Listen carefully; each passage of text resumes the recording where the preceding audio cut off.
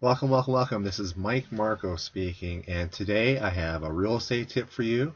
For if you have rental properties or considering have rental property, one of the things to consider is what to do about pets. Do you allow pets? Do you not allow pets? What do you want to do? And this can be kind of complicated. 'Cause you go around, and if you went through a listing, say on Craigslist or any type of advertisement, you'll see the majority of people do not allow pets. Okay. Now, if you were to sit back and think about this, that means, and we consider that a lot of families have pets, there are a lot of people who are going to be looking for rental properties that allow pets. Okay, so by allowing pets, you've opened up your market. Okay, you have a much broader audience, and you can potentially make more money off of that. So this is what I've done, because again, I've had pets allowed in all my rental properties. The initial lease says they're not allowed, but I have an addendum that says that they're allowed to have them, so I have that on top of it. So my initial lease says, no, you're not allowed to have pets. Then I have an addendum that succeeds that, and basically what it does is says, yes, you're allowed to have pets, and these are the type of pets you're saying you have, and this is what the conditions are. Now, I've allowed pets right from the very beginning, like I was saying, and the issue you have to worry about is damage, pet damage. And I've had houses trashed by pets. I had this one house, I would say probably about 3-4 years ago, and the home was basically saturated with dog urine. There was rabbits in the backyards. I had rabbit droppings all over the place. The place was disgusting. Luckily, I had a good carpet cleaner, and after 3 attempts, it completely neutralized the smell. So I was getting a new renter in there without having to replace the carpets. But still, this is something you need to consider. That's a potential lot of damage. And what I've done is I require a pet deposit. I require $200 per pet for a pet deposit, and that may or may not be allowed in your state, so you need to look it up to make sure that it's allowed in the area that you're in before you can do something like that.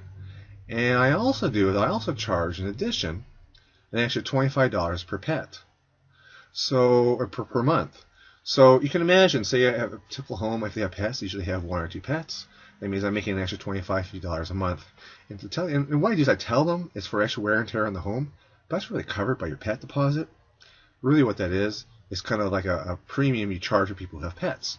So now, not only do you allowed yourself open to have pets in your home, but you're actually charging more money. You can charging more money, you can potentially be having more income, and you have the larger audience.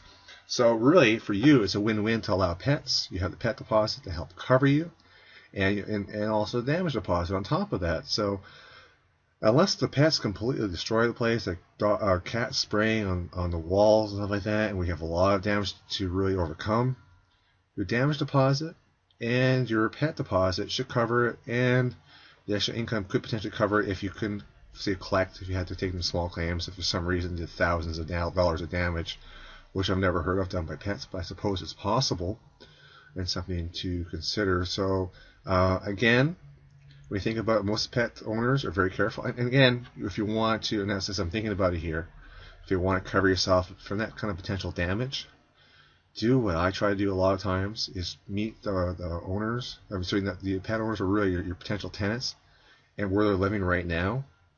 Because if you walk into that home and you smell it smells clean and well kept, then you know how they're going to treat your home. If you're walking up and from pretty much 50 feet away you can smell dog urine or cat urine and there's droppings over the yard, well, that's another clue there as well, isn't it? So if you want to cover yourself with pets, that's one way to look at it, to cover yourself, and also talk to their landlords and previous landlords as well, so you can get an overall picture on how safe your home's going to be. So if you know you're going to be pretty safe and you're charging us extra money, where can you go wrong, right? Okay, that's it for my tip for today. Have a good one. Bye.